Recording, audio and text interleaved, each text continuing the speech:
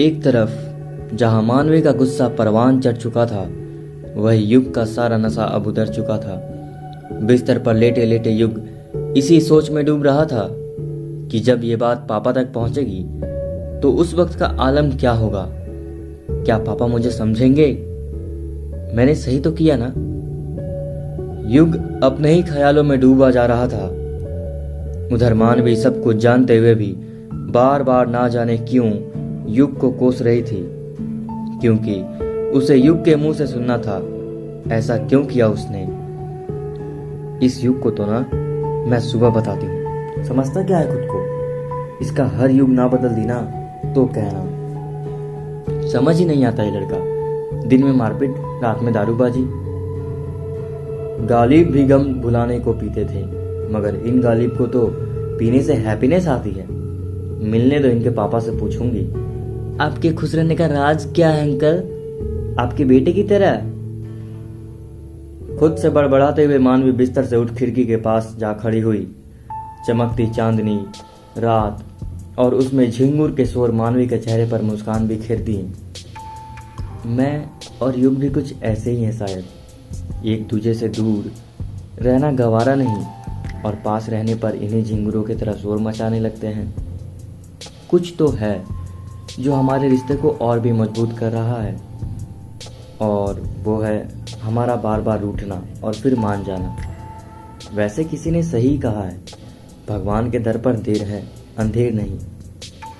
युग ने बेहतर धुलाई से पूरे कॉलेज को सबक सिखाया है, वरना ये वही सीनियर्स हैं जिन्होंने मेरी रैगिंग कितनी ज़बरदस्त ली थी। ऐसे लोग को तो प्रसाद मिलना ही चाहिए। मगर बेटा मानवी, तूने युग को इतना सुना, लेकिन ठीक नहीं किया इतना सुनाकर। अब क्या करेगी तू? कुछ तो करना ही होगा बेटा मानवी। मानवी अभी भी चमकते चांद की रोशनी को निहार रही थी। वही बिस्तर पर लेटे लेटे युग मानवी को लेकर बहुत ज़्यादा परेशान था, क्योंकि आज जो भी उसके सीनियर्स ने किया था वो वाकई गलत था, और एक लड़की के साथ ये सब जायज़ भी नहीं है। अबे तू अब तक सोया नहीं? विवेक नशे में मिमियाते हुए। नहीं बे, नींद ही साला उचट गई हमारी। अबे युग, तू साला इतना क्या सब सोच रहा है? वैसे भी अपने भाई को कोई यहाँ कुछ कहने वाला नहीं है। युग विवेक को घूरते हुए। लेकिन एक बात तो कहना बनता है, तेरी वाली में कुछ तो जादू है कि तू तो नंबर में है कि तेरे पापा भी हैं। साले कमीने। युग विवेक को तकिया से फेंक मारता है। अच्छा यार भाई, सॉरी। विवेक गिड़गिड़ाते हुए। वैसे भाई युग, एक बात तो सैल्यूट करने वाली है कि आशिक हो तेरे जैसा। साला वो तेरे को भाव दे ना दे कोई फर्क नहीं पड़ता, मगर अपना आशिक तो बिल्कुल सल्लू भाई है। बस इतनी सी बात थी कि तू भाई मानवी को पसंद करता है और तुझे उसके खिलाफ एक गलत बात बर्दाश्त नहीं। मान गए बे, ईश्वर तुम दोनों को ऐसे ही खुश रखे। आज कॉलेज में जो भी हुआ ना, बहुत अच्छा हुआ, क्योंकि इससे सबको सबक मिल चुकी होगी। अगर किसी ने भी मानवी की तरफ नजर उठाई तो उसकी धुनाई पक्की है। यार सो जा तू, चल कल संडे है, आउटिंग पर चलते हैं कहीं। अबे युग, तुझे पिछली आउटिंग याद नहीं है क्या? तेरी मैडम ने क्या किया था? आधी रास्ते से बाइक वापस आई थी हमारी, वो यही धरना दिए तेरी राह तक दिख रही थी। हाँ यार, कह तो तू सही रहा है। यार विवेक, ये सब देखकर लगता है ना कि उसके दिल में भी मेरे लिए प्यार है। युग, तू ऐसे क्यों कह रहा है? यार कुछ नहीं, चल सो जा। युग, झूठ नहीं, तूने अपने दिल की बात उससे कही तो है ना? हाँ बे। युग, मेरी आंखों में देख। अबे तू लड़की है क्या? हाँ हूं, जो कहना है कह ले, मगर मेरी बात याद रखना, अगर दोनों तरफ से कंफ्यूजन है और इश्क नहीं है तो बेटा दिल टूट जाएगा जब मानवी किसी और की हो जाएगी। अबे छोड़ यार, चल सो जा। ठीक है, हमें क्या। अगली सुबह। कौन है यार? लंबी जमाई के साथ मानवी फोन टटोलते हुए। चैन से सो भी नहीं सकती क्या मैं? हेलो। हाय रब्बा, अब तक तू सो रही है? उषा जी हल्का नाराजगी जताते हुए। ओहो, क्या क्या हुआ माँ? इतनी सुबह सुबह क्यों फोन किया? हाय, देखो तो इस लड़की से, अपनी माँ से पूछ रही है कि क्यों फोन किया। तू मेरी छोड़, पहले ये बता कि तू हॉस्टल यही सब करने के लिए गई है क्या? क्या क्या सब करने के लिए? अधखुली आंखों को मसलते हुए मानवी बोली। ज्यादा चालाकी नहीं बेटा। माँ, बोलो भी क्या? पहली क्या बुझा रही हो? तू अभी हॉस्टल से घर आ, तब बताती हूँ तुझे। इतना कह उषा जी ने फोन कट कर दिया। अब ये क्या नई पहेली है? सुबह सुबह सोने तक नहीं दिया। माँ, दांत पीसते हुए मानवी बिस्तर से सीधा उठ बाथरूम की ओर बढ़ गई। वही दूसरी तरफ युग और विश्वनाथ जी अपने सामने सामने कुर्सी पर चुपचाप बैठे एक दूसरे को घूर रहे थे। चुप्पी तोड़ते हुए युग ने कहा, पापा क्या हुआ? कुछ बात है क्या? प्लीज बोलिए, मेरा बीपी क्यों हाई कर रहे हैं? तू तो चुपचाप बैठ जा। मगर मैंने किया क्या है? ये तो तुझे खुद पता करना चाहिए ना। पापा प्लीज। युग, तूने बहुत बड़ी गलती की है। पापा मगर मैंने कुछ गलत नहीं किया। किसी लड़की की इज्जत बचाना गलती नहीं है। सही है युग, सही है, मगर तेरा इस समय एग्जाम चल रहा है। तो क्या हुआ पापा? कोई किसी लड़की को कुछ भी बोलेगा तो मैं चुप नहीं रहूंगा। एग्जाम देख करके लोगों को नहीं मारा जाता। देख, तू किसी लड़की के लिए नहीं मार के आया है, बल्कि तू तो अपनी मानवी के लिए उससे लड़के पीट कर आया है। आपको कैसे पता? बेटा ऐसा है ना, ये कच्ची गोलियां तुम ही नहीं खेले हो कॉलेजों में, हम भी पढ़े लिखे हैं। ऐसा नहीं है कि हम 12वीं पास करके बस तुम्हारी अम्मा से शादी कर लिए हैं। पापा आहिस्ता से बोलिए ना, वरना कहीं। अपनी माँ से कितना डरते हो? थोड़ा बाप से भी डर लिया करो। युग सर झुकाए। सॉरी पापा। तेरे एग्जाम तक मुझे कोई लोचा नहीं चाहिए, समझा युग? वरना तू कॉलेज से सस्पेंड हो सकता है। ठीक है पापा, बिल्कुल ऐसा ही होगा। आपको लगता है कि मैं गलत हूं तो कोई नहीं, मैं आपको दिखा कर रहूंगा कि कौन गलत था। बेटा ऐसा नहीं है, ना हमें सही ना गलत जानना है। तो फिर आप चाहते क्या है? हम तो बस तेरा अच्छा भविष्य चाहते हैं। पापा मेरा भविष्य अच्छा है, बस आप समझते रहिए मुझे। हम तो तुझे समझ लेंगे, लेकिन तेरी जिंदगी तुझे नहीं समझे तो जीवन भर तू अफसोस करता रहेगा।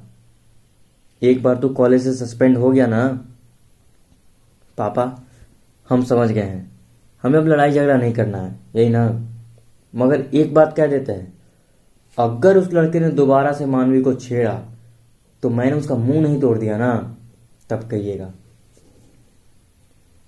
इतना जज्बाती क्यों हो जाता है यार बात बात पर तुम? पापा वो लड़की है, उस लड़के ने सबके सामने मानवी को छेड़ा तो मैंने भी सबके सामने उसकी इज्जत धोई, जिससे ये एहसास होगा कि उसने क्या गलती की है। हम समझ गए बेटा कि तुम सही हो, लेकिन कभी कभी हमें बहुत जरूरी होता है कि अपनी जिंदगी को सुरक्षित रखें, वरना कल को अगर लड़की ने पलट कर तुम्हें रिप्लाई नहीं किया ना तो मुंह पर ताला लग जाएगा। पापा मानवी ऐसी नहीं है। हमें भी तुम्हारी माँ हमेशा अच्छी लगती थी, लेकिन वह तो जीना मरना जब साथ हुआ तब समझ आया कि वह कैसी है। पापा ऐसा है ना कि हम माँ को तो नहीं जानते, मगर मानवी को जरूर जानते हैं, और हम ये भी जानते हैं कि ये सब आप हमसे जानबूझकर कह रहे हैं। आपको लगता है कि हम दोबारा से कहीं मार पीट ना कर ले, इसलिए आप सब ये बोले जा रहे हैं। बेटा लगता तो तुमको भी बिल्कुल सही है, क्योंकि हम नहीं चाहते कि तुम्हारे सस्पेंस जैसे लव को कोई ग्रहण लगे। पापा यार हम ऐसा कुछ गलत काम नहीं करेंगे ना, आप परेशान मत होइए प्लीज, और हमें अब जाने दीजिए वापस। तू हॉस्टल में तो रहता नहीं है, तो फिर हॉस्टल में क्यों रुकता है? कहीं मानवी के चक्कर में तो। पापा ऐसा कुछ नहीं है, विवेक अकेले रहता है बस इसीलिए वहां जा रहा हूं। बेटा बाप हूं तेरा, ये बहानाबाजी मत कर। मैं क्यों बहानेबाजी करूंगा पापा, आप भी ना अजीब अजीब बातें करते हैं। चलिए ठीक है, मैं चलता हूँ। युग, उस लड़के का नाम बताना जरा। अरे पापा आप क्या करिएगा जानकर। कुछ नहीं, बस ऐसे ही बता दो। ठीक है, तो मैं चलता हूँ। इतना कह युग दरवाजे से बाहर निकल गया। हे ईश्वर, मेरे बेटे की रक्षा कर। पता नहीं अब इसके दिमाग में क्या चल रहा है। इतना तो समझाया है मगर ये मानेगा नहीं। कुछ तो करना पड़ेगा, मानवी से लगता है बात करनी होगी। मगर वो क्या सोचेगी मेरे बारे में अगर मैं इस तरीके की बात करूंगा तो। मगर मैं युग का जीवन भी खराब नहीं कर सकता, पिता हूं उसका। अगर एक बार उसकी ज़िंदगी पर ऐसा मुहर लग गया तो फिर उसका नाम हमेशा हमेशा के लिए ख़राब हो जाएगा। अब इन सब चीज़ों से बचने के लिए सिर्फ और सिर्फ मानवी का सहारा ही लेना होगा। देखता हूँ बात करके क्या कहती है वो। वही परेशानियों में उलझी हुई मानवी। अब ये माँ को क्या हो गया अचानक से, मुझे घर क्यों बुला रही है। कहीं माँ तक नहीं नहीं, ये सारी बातें उन तक ना पहुँचे वरना राय का पहाड़ बनना तय है। उन्हें तो सिर्फ अपनी बेटी गलत लगती है। क्या करूं क्या करूं, खुद से बड़बड़ाती मानवी अब उलझती ही जा रही थी। नहीं नहीं, तब तो बहुत मुसीबत हो जाएगी यार। अरे अब मैं क्या करूं, इस युग के चक्कर में कहीं मेरी जिंदगी ना तबाह हो जाए। क्या करूं क्या करूं, ना तो मैं इस युग को समझ सकती हूँ ना ही अपनी माँ को। दोनों ही एक ही कैटेगरी के हैं। तभी बिस्तर पर पड़ा फोन घनघना उठा। अब कौन है माँ। मानवी सड़ा सा मुंह बनाते हुए बोली। ये भी ना जाने मानेगी नहीं। जाना जरूरी लगता है यार, अगर नहीं गई तो मम्मी और सर पर सवार हो जाएगी। क्या करूं क्या करूं, हाँ हाँ, दादी से आइडिया लूं क्या। हाँ ये सही रहेगा, दादी से आइडिया लेती हूँ। हेलो हेलो दादी, क्या कर रही थी आप। आज तुझे मेरी याद कैसे आ गई। ये सूरज किधर से उग गया जो मेरी लाडो। अभी कनक जी की कुछ आगे कहते कि मानवी तपाक से बोली। क्या फर्क पड़ता है कि सूरज किधर से उगा। अरे यार याद नहीं आई है, ये सब बात ना बाद में करना, मुझे मक्खन लगाने का कोई भी को शौक नहीं है। बस बात कहना है कि मैं फंस गई हूँ, बिल्कुल पूरी तरीके से परेशान हो गई हूँ।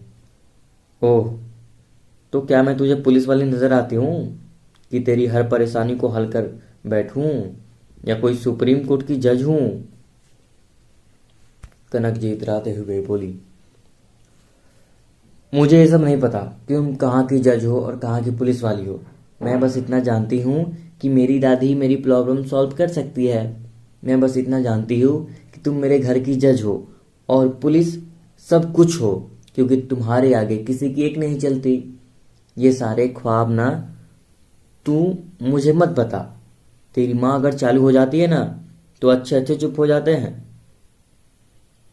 दादी ऐसा है ना, वो तुम्हारी बहू है, तुम जानो और वह जाने। मैं बस इतना जानती हूँ कि मैं तुम्हारी पोती हूँ और तुम्हें अभी मेरी मदद करनी होगी। तुम मुझे समझा रही है या बतला रही है या धमकाए जा रही है, ये बता। दादी मैं आपको धमका नहीं रही हूँ यार। तो फिर कहना क्या चाहती है लाडो। दादी ऐसा है ना, मैं फंस गई हूँ यार, मैं क्या करूं। पहले बता तू बात क्या है। दादी ऐसा है ना, बात इतनी है कि मेरे कॉलेज में कल युग का झगड़ा हो गया, वो भी मुझे लेकर। हाय रब्बा, कैसे। अब इसमें इतनी चौंकने वाली क्या बात है दादी। बेटी ऐसा है ना, युग ने तेरे लिए क्यों लड़ाई की, सबसे पहले ये बता। वही तो बताने की कोशिश कर रही हूँ, जब सुनोगे तब न पहले की कहानी बोलने लगती हो। अच्छा अच्छा बोल बोल, मैं सुन रही हूँ। बात यह है दादी कि युग ने कॉलेज में मेरे सीनियर्स को पीटा है, वो भी इतना कि वो अधमरा हो गया है। अच्छा, ऐसा क्यों। वो क्या है ना, मैं एग्जाम दे रही थी तो सीनियर्स ने मेरे ऊपर वार किया रबड़ से। हाय रब्बा, उस बदतमीज ने तेरे ऊपर रबड़ से वार किया। दादी वो बदतमीज सीनियर है, हमेशा मेरी रैगिंग करते थे। अरे सीनियर है तो क्या, इतनी अकल नहीं है उस सालों को। दादी अगर इतनी तमीज होती तो बात ही खत्म हो जाती, ये युग को इतना मारना पीटना क्यों पड़ता। आप भी ना अपना अकल चलाना बंद कीजिए और बात को ध्यान से सुनिए बस। हाँ भैया, तू बोलना शुरू कर दे। मुझे तो ऐसा लगता है कि मैं तेरी दादी नहीं, तू मेरी दादी है। हाँ, आपको सही लगता है। अगर हरकत ऐसे करोगे ना तो दादी मैं ही बन जाऊंगी और तुम जो ही बंद कर रहना। अच्छा बाबा बोल, क्या बात है, आगे बता। दादी बस बात इतनी है कि युग ने उस सीनियर को इतना पीटा कि वो अधमरा हो गया, और उसके बाद फिर ये हुआ कि सारे कॉलेज में हल्ला हो गया। युग ने उस समय कुछ ऐसा कहा भी नहीं कि मैं सन्न हो गई थी। क्या कहा युग ने? युग ने सबके सामने पूरे कॉलेज में मुझे कहा, सी इज माइन, ये सिर्फ और सिर्फ मेरी है, अगर इसकी तरफ किसी ने नज़र उठाकर भी देखी तो उसकी नज़र निकाल लूंगा। अगर किसी ने वापस से भी कुछ कहा तो उसका मुंह तोड़ दूंगा।